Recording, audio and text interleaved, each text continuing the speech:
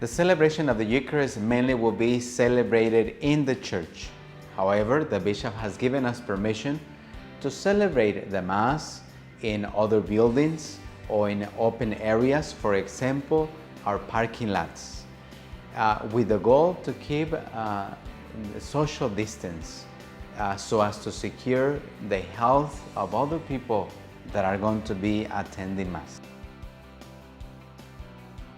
You can help in different ways, but especially in being faithful and follow all the protocols and norms that the state, the health department in our diocese have put together so as to secure your health, but especially by keeping a social distance, by following the guidelines and the directions of our volunteers and also our ushers.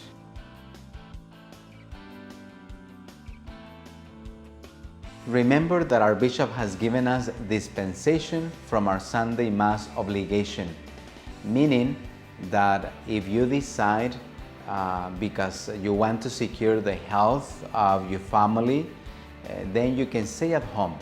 And if that's the case, we're going to be inviting you to join the celebration of the Eucharist through a social media, by listening to the Mass in radio, or by also participating in the celebration of the Eucharist in TV.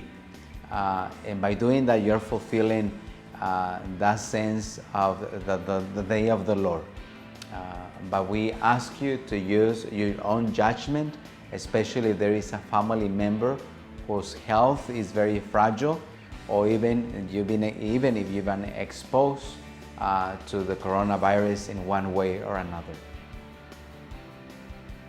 What restrictions will there be? As you probably know, there is a limited number of participants or people who will be joining us for Mass at the parishes.